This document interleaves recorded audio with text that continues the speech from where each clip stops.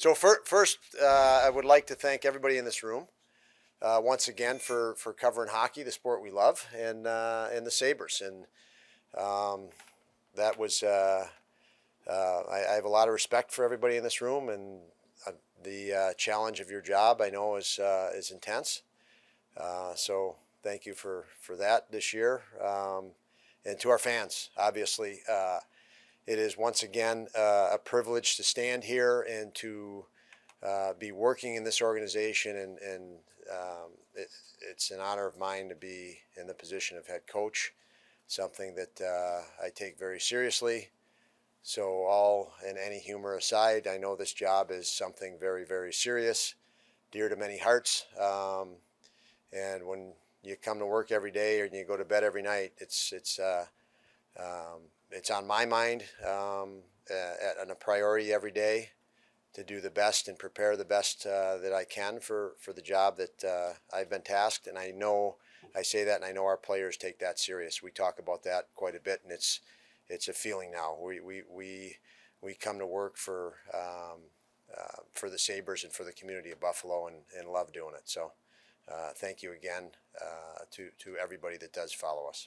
Don, kind of along those lines, obviously looking at the standings this year, the progress from last season to this one, that's evident.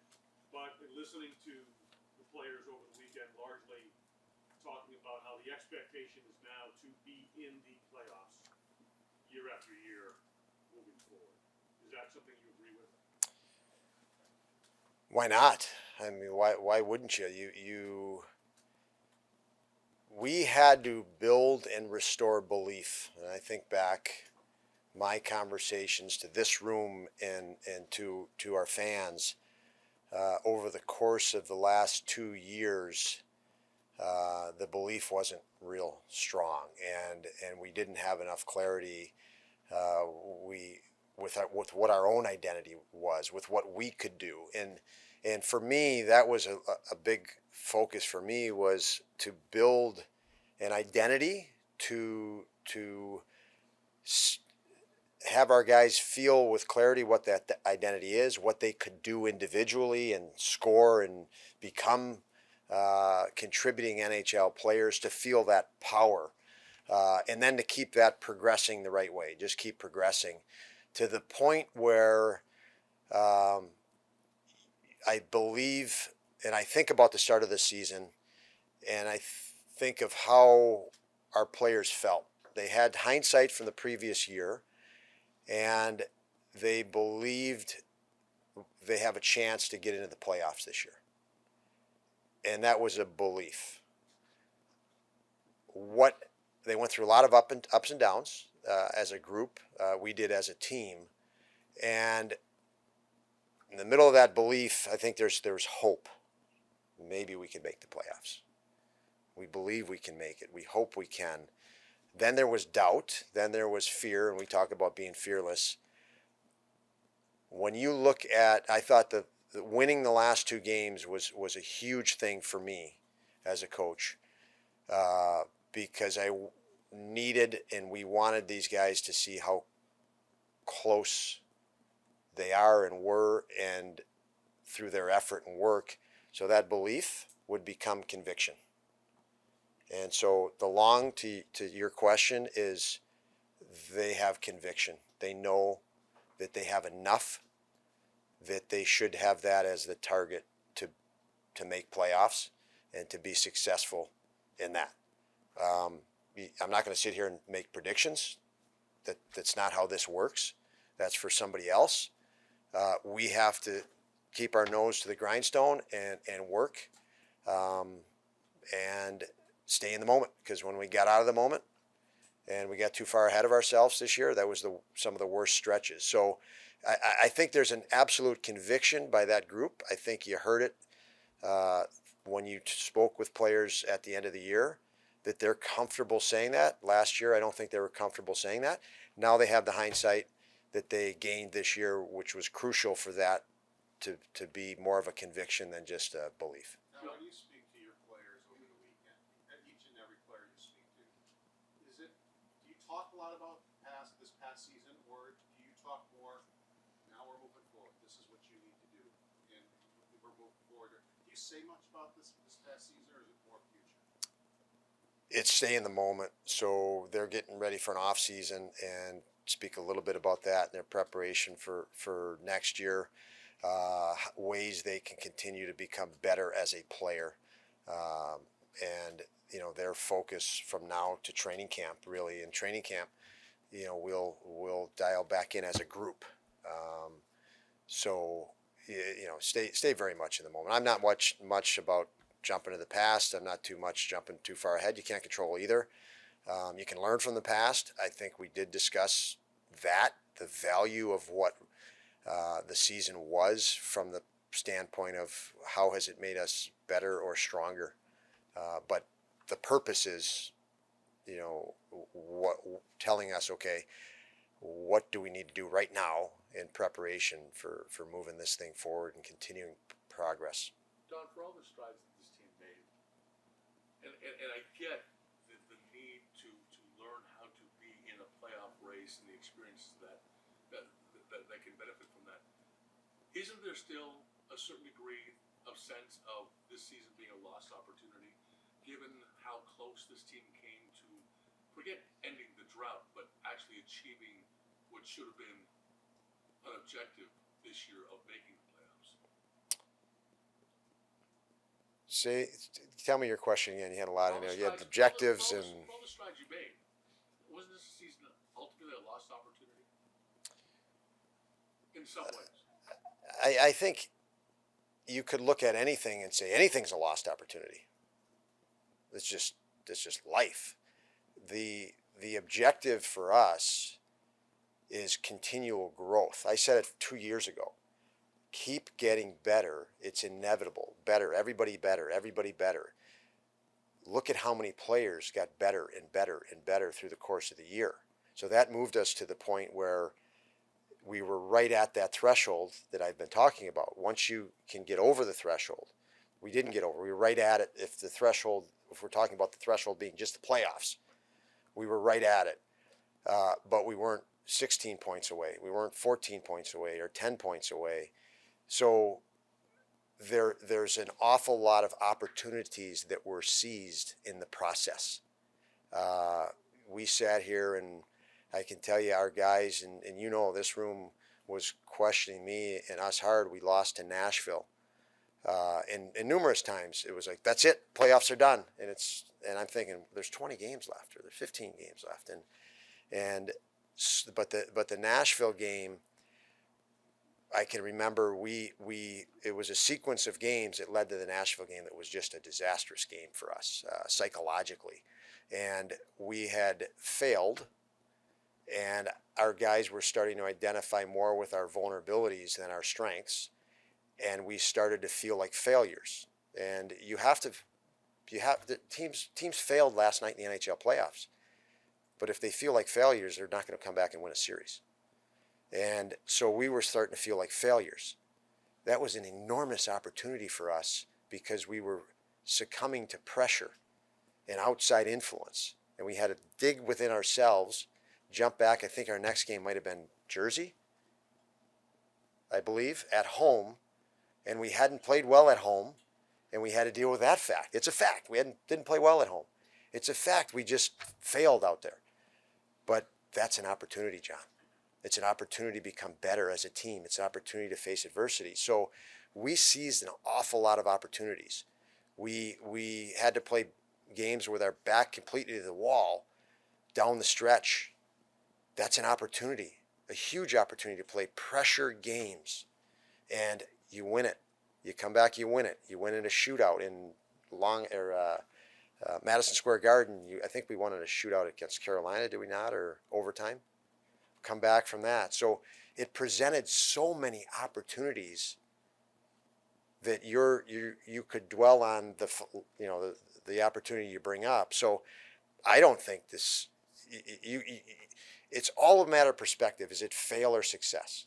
It's all a matter of perspective. Right.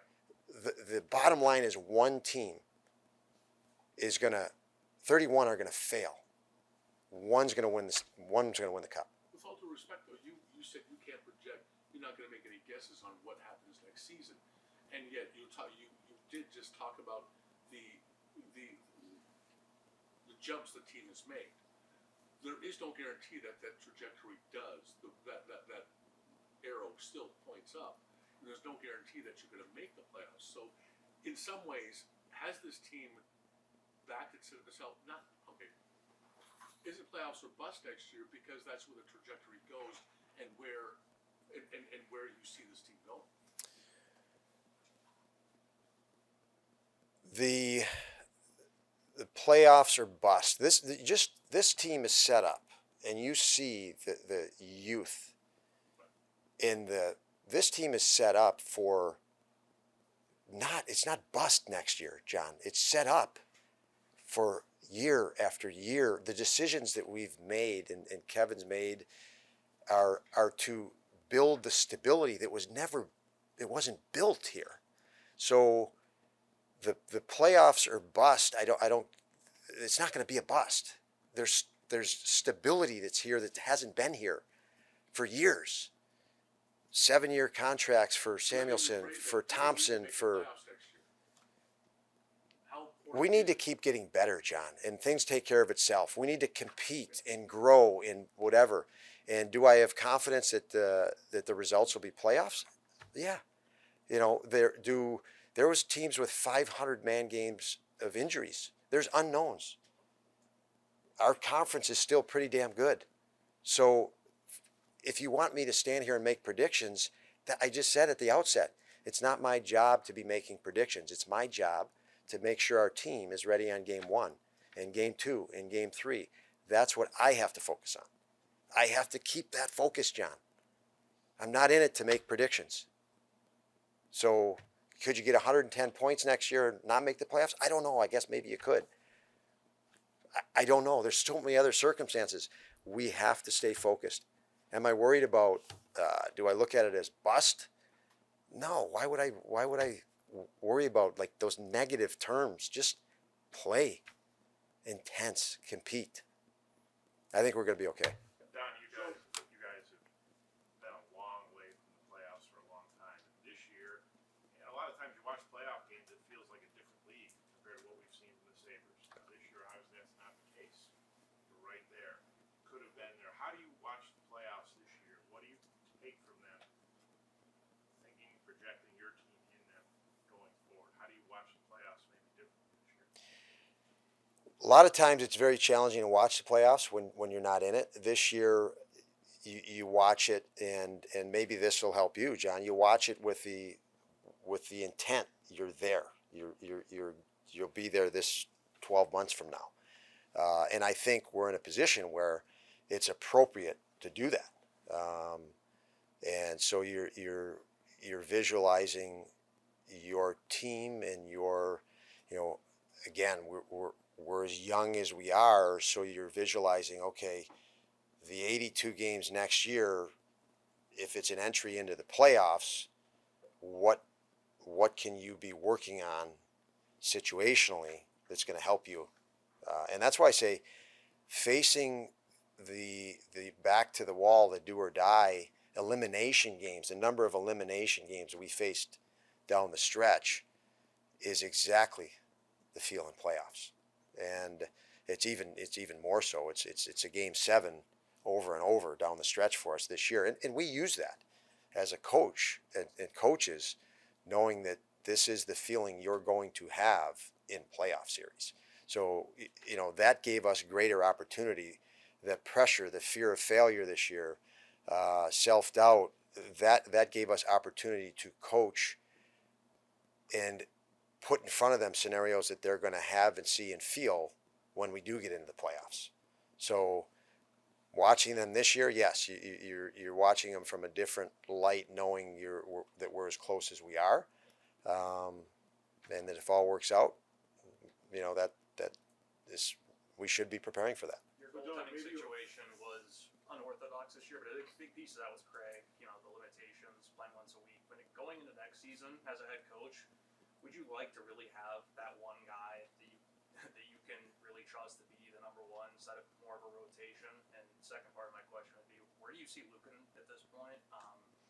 Didn't play, barely played at the end of the year, didn't even back up the last 2 games of the season. Just speaking to the other day, it seemed like he was pretty down. Yeah, I don't know if he would have been down. I think he might not have known what to say to you. I mean, it's a difficult position to go um, and try to. I don't know how the question was asked, um, but I would say Upi. What a great year for Upi, unbelievable year. And he when he came up, he struggled when he came up. He started the year down. We felt we wanted to get him games. I mentioned quite a bit when you become an NHL goalie or a number one NHL goalie, it's win or the critique of you is so intense. You have to focus on just winning, and meaning you don't get to focus on your development anymore. So it's you may stop progressing and just be in survival mode. And the fact that his start in Rochester would keep him in the developmental focus. He saw that when he came up here and he wasn't winning right away and wasn't successful. It was just boom. He was consumed by it. Had to fight through it, and he did. So that was the outstanding part of the year. He won some significant games for us. He got on a roll for us. He knows that how much we not only care about him but also believe in him, and so I think that he is going into the summer with that. The fact that he had a great year with probably more games than he ever would have thought of at the start of the year when he ended up in Rochester, more significant minutes, more significant impact than he could have at training camp, and a pretty damn bright future, I feel, with us. Now, when you throw in not playing at the end of the year, I do think having Devin in here, he Craig Anderson, great mentorship. I think Eric Comrie, great mentorship. But when you have Devin Levi come in, that's somebody in your peer group. Much like Owen Power has Darlene, and Darlene has Yokoharu, and they have Samuelson, there's a peer group there. They're right about the same age. They're experiencing things for the first time together. And I think Devin coming in and doing really well, that Upi can take a lot of that. It was wow, this is nice to have someone in my peer group and see them be successful, and oh wow, I can add that to my game. I could do that as well, and not that I watch Craig and it's maybe far off in the distance. What he's talking about, he got over 20 years, or Comrie got over 7 years, and so I think those two had a dynamic together right away, which was pretty neat to see and great to have Upi supplied with that. And so we were in that situation of back to the wall and game after game of elimination. Personally, I can tell you right now, as a coach, Devin played really well in the Rangers and won in a shootout. Outstanding. Would you have made a goalie change the next night? I don't know if it would have been fair to have Upi go in, and what if Upi didn't win in New Jersey? What would be the case? You can only imagine what the case would be. Yeah. So at that point, the decision was not made against Upi. It might have been made in light of, here we have two great goalies that we feel, young goalies, that we want to set them up for success, for long-term success. So if you decide to put Upi in that game and it doesn't work well, compared to if you put Devin in that game and it doesn't work well, is there a difference? Okay, well, I'll leave that up to anybody on that. So, and then what was your other question? My follow-up would be: would you be comfortable carrying that dynamic into next season, having Devin and UPL on the same roster, given their age and I guess the amount of experience they have in this league? I was never uncomfortable with either of them this year. So by virtue of that, yes. The camp has not taken place. When it does and we go through it, the answer will the information then will give us the answer to that, if that's going to be the case. But if you're asking me about comfort, those two guys I'm very comfortable with, because they're talented guys that are very dialed in and come to the rink and improve every day. They improve from the experience they're given and what's put in front of them. So, would be very comfortable if that's the case. But obviously you have a camp and you have the off season and things that need to go accordingly before a decision on that would be made. So Don, within that, what you saw from Devin and his limited exposure to the NHL this year, and he can obviously take that into the off season. Given where his experience is at in his youth, and obviously you want to see training camp and all those things, but at this point, what sense do you have, or how would you gauge his ability to carry an NHL workload? Well, I mean, you had a college schedule where you played Friday, Saturday, back to back. He played back to back every weekend, but he didn't play, 3 and 4 nights or 3 and 5 nights or 5 and 8 nights, things like that. And I thought he did great with it. I thought he did very well with it. He's extremely intense in his preparation and his recovery. And you could even look at his meditation and focus at TV timeouts. He's re-energizing, using that 2 minutes to just re-energize for the next. So he's very regimented and has in taking care of himself and preparing for his next opportunity. So he's pretty dialed in. He's way beyond his years in that, which is excellent. Great attribute. How do you evaluate your special teams this season? You were just talking about the playoffs and kind of taking away things from that. And a lot of the teams that are playing right now have shut down penalty kills and lethal power plays. For you guys, how do you take that next step to be more consistent, really on both ends? Yeah, the power play obviously was great. I think we were in the top 5 until about. It's statistically great, right? You always want more. So no matter how statistically great it is, you want more. The drop on the power play was the last month. We complicated the simple. I mean, let's face it, but it's Edmonton's had a power play. They just set a record. They have the same unit for 4 or 5, 6 years now. So we're growing as a power play and gaining experience together.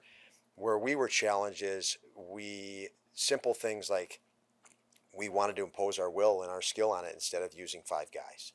We got very impatient, and there was a stubbornness to it, and that's what caught us. So, unfortunately, you learn those things through experience and bad experiences. So I do think that'll make us better and give us better hindsight for next year. I also think the personnel at the age that they are, they're going to be better as well.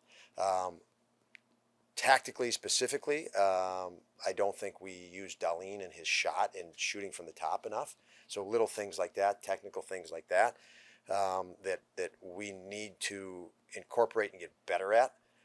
So I don't have a concern like we don't have the pieces or the parts or a direction to go on the power play. We do.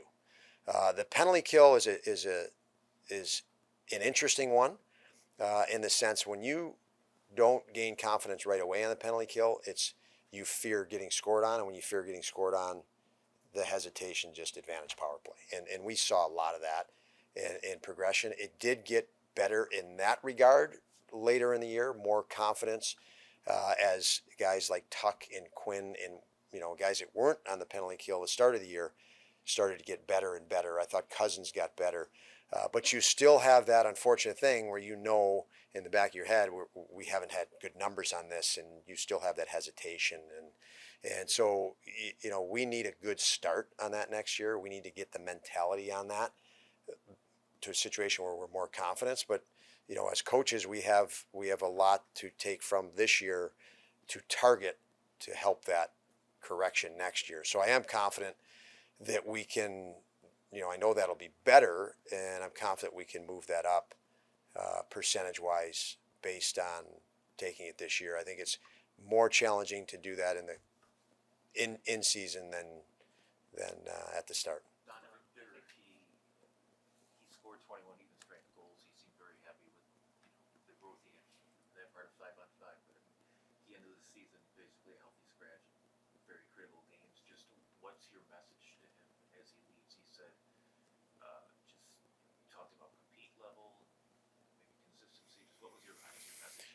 Well, I mean, if you could get a quick visual, the goal he scored in the last game of the year, the position he was on the ice, and he was basically in the guy's jersey in the middle of the slot.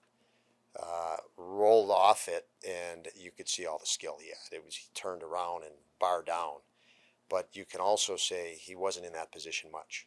He's usually 10 feet over on the side, and so our challenge is for him to look at ways to get inside and inside battle areas more for reasons of plus minus, for reasons of keeping pucks alive in the offensive zone instead of back checking. So there's some things that I think he's worked on to improve. As far as being a scratch late in the season, if you look at decisions made there, Thompson also shifted to the wing. He was playing injured or with injuries and through injuries. So we needed, in some games he left the game. So hedging that and the potential that he might have to exit a game, we absolutely needed an extra centerman in there. So that bumped a winger out. So, the centerman would be Jost, Cousins, Krebs, Middlestead at that point, and Thompson for that reason. So a little bit of circumstance from the lineup, and then obviously he was in that position, needing to play better in certain areas. I think it was when New Jersey was in town. You mentioned that they sort of identified they were in a window where they wanted to, add pieces from the outside and veterans. How close do you feel like you guys are to getting to that point where you would add to the young core? Yeah, absolutely a question for Kevin.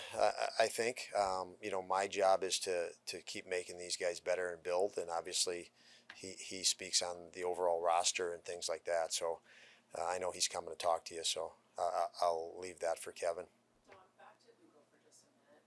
Given the way the last few games did play out, do you wish the opportunity was there for him to go get some more minutes in Rochester in postseason? Because to us, he said he didn't feel like it was his place to take. Yeah, not at all. I mean, keep in mind, you're going to shift the mind, right? If you send him down or paper transaction him on that day, his mind is in two places, and that's not conducive to development. And like I said, there was so much development for him, and even having another peer come in like Devin is massive development for him, because now he can see what the future might be here with those two, and so no, I think we got a lot out of Upi, and I think Upi got a lot out of having Devin in here, and vice versa. Devin got a lot out of having Upi here. I can't imagine if Upi was in Rochester at that time and Devin didn't have a peer here. So love to see those two here.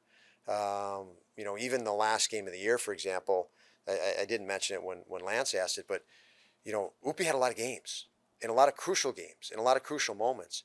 And even when we were considering the last game of the year, it was like, who could pull more out of this game in the form of hindsight and whatever? And obviously Devin had only played 5 or 6 games at that point, so one more game to see it in a back-to-back situation, and Upi had that this year. So we're looking at, we're maximizing and trying to maximize the whole group development. It wasn't like, oh, Upi, you can't play now. It's we're moving the whole thing along. So, I want to just abolish any negative thought with Upi when we're starting to make those decisions. It had nothing to do with that. It's moving this organization and franchise in bigger steps when there's an opportunity for a bigger step. And in those situations, that was the decisions were made that way. When you were challenged, when you had a top 4 defenseman go down, would you like to see maybe a guy come in that can help you out in the top 4 role, maybe help with the turnovers, help with some of the coverages, maybe a guy who's been around the league a little bit, help your young guys, and just give you another guy that you can use so when you get an injury or something like that, you've got somebody. Well, I can tell you, again, if we're talking about this year in those situations, would I have liked guys to have stepped up? And yes, I would have liked them to step. We would have liked them to step up a little bit more. I'm looking forward. Yeah, again, that's something that Kevin will be here to talk about, and I think you should. I think it's inappropriate for me. You know, he's going to be here and talk, and I think that's a question for him. He and I will obviously talk about things like that all the time, and we'll continue to talk about, you know, our lineup and those sorts of things through the summer. But as far as what our conversations are, obviously, Kevin, you know, it's not my position to be speaking on that. When it comes to this team taking the next step, Don, how much is the growth of Paterka, Quinn, and Krebs really factor into that? What you see what they can do next season with all the experience they gained this year? Yeah, when you have talent like they have, and you know, I was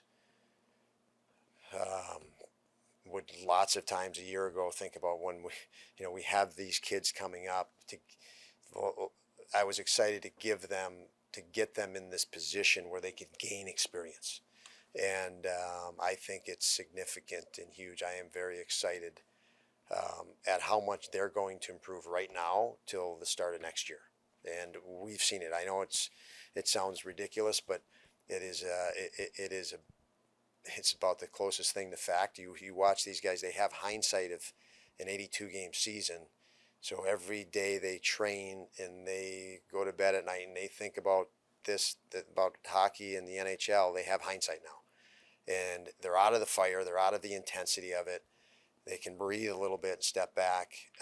And at that age group, physically, we've seen it with Dylan Cousins and Darlene, and it's amazing how much they can grow through the summer, their early years of their career. So, you know, I expect them to come back bigger, stronger, better, and very excited for that. Don, What did work for so many guys to have career seasons this year, and how do you keep that from dipping? And also, how do you turn all of that development into some more wins next year? Well, it turned into more wins this year, so that's part of it. It always turns into more wins. Any system you run is going to run better with skill. Just look at Stanley Cup winning coaches. They win a cup with a system. They don't change their system. Then they don't win a cup. And they don't win a cup again. And they don't win a cup again. And they run the same system. So the difference is any system you want to run is going to run better with skill. And I think we all know our unrelenting focus is on making these guys better. The beauty of the sport of hockey is you can always become better. That's one thing so when, any guy that had a career year that you're talking about, when they walk in the building, we're trying to make him better. I know that, we had Alex Tuck in a trade, and I said, I know this player and him as a person. He's here in his career. We're going to get him here. And that's our focus.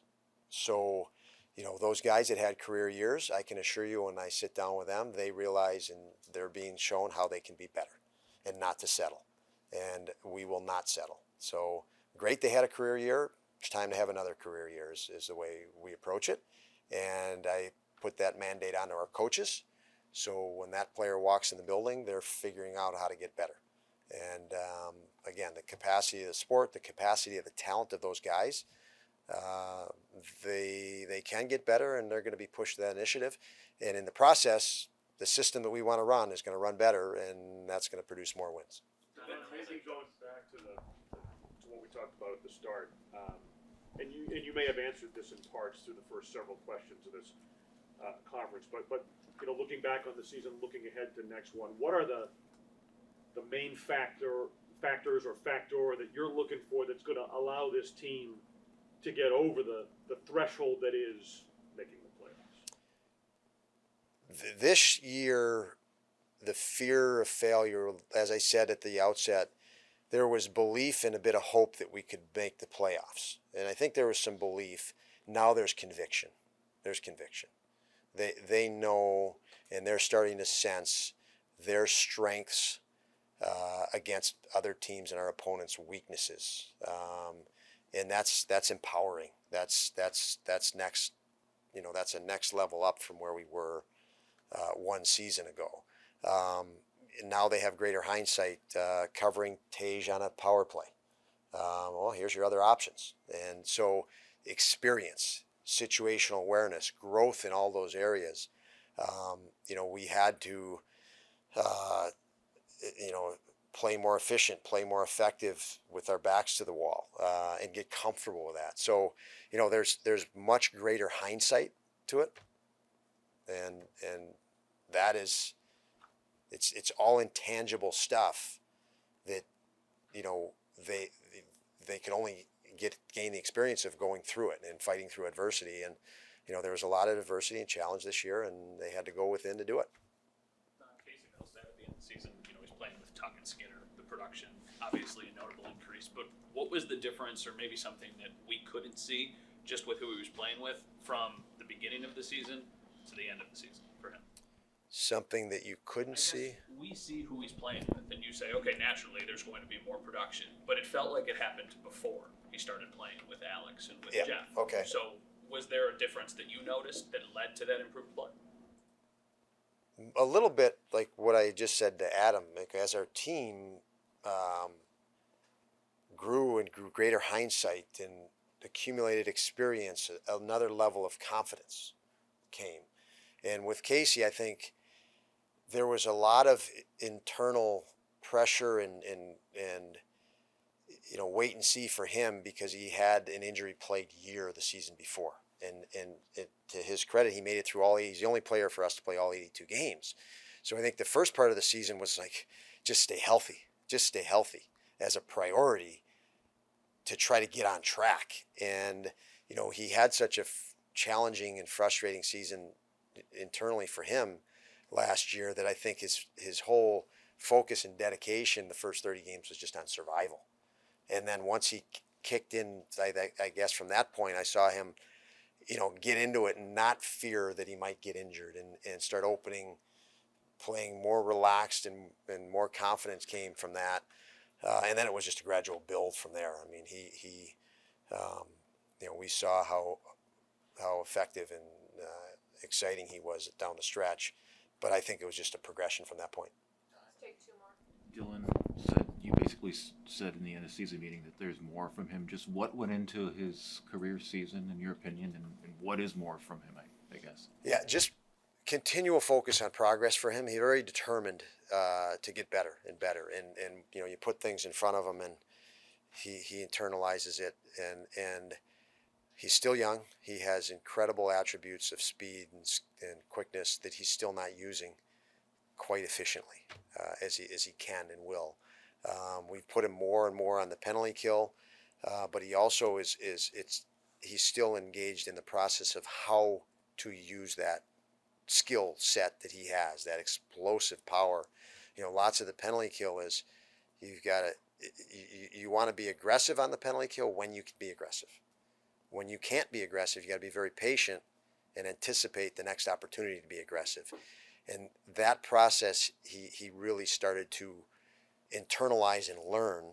And I just think he's going to explode in those areas. And an area just as simple as that, and lots of areas like that, 5-on-5. So and we all know, watching him, he's played with this incredible energy and this motor that's going. As he gains some more experience, that's going to calm down a little bit and be way more selective with it at the appropriate time.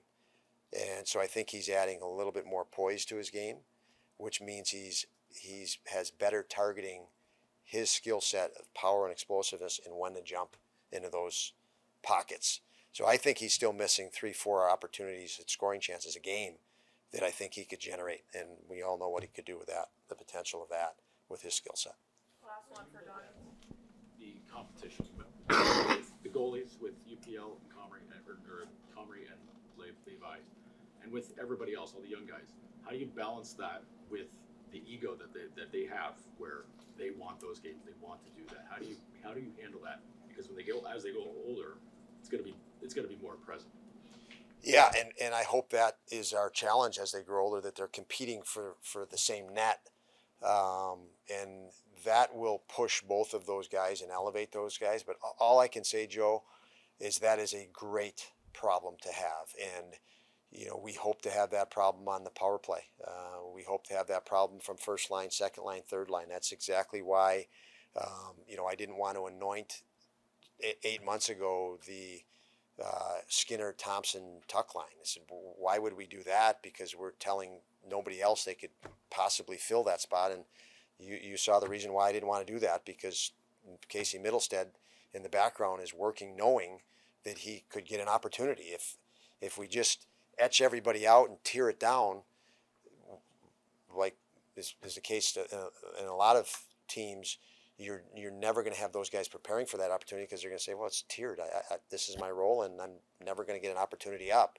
Instead, we're having all these guys prepare and keep that appetite and hunger and reason to train harder, and reason, because we're, as a coach and as a franchise, if you do that work, we will give you that opportunity. So, that net is nobody's right now.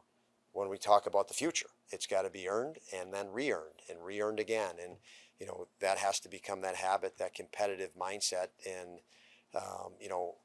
good franchise become great when you have internal competition. And we want to preserve that internal competition. We feel that we have a lot in the making in that regard, both, or not both, in net, on the defensive end, and up front. Thanks, everyone. Yep. Thanks everyone.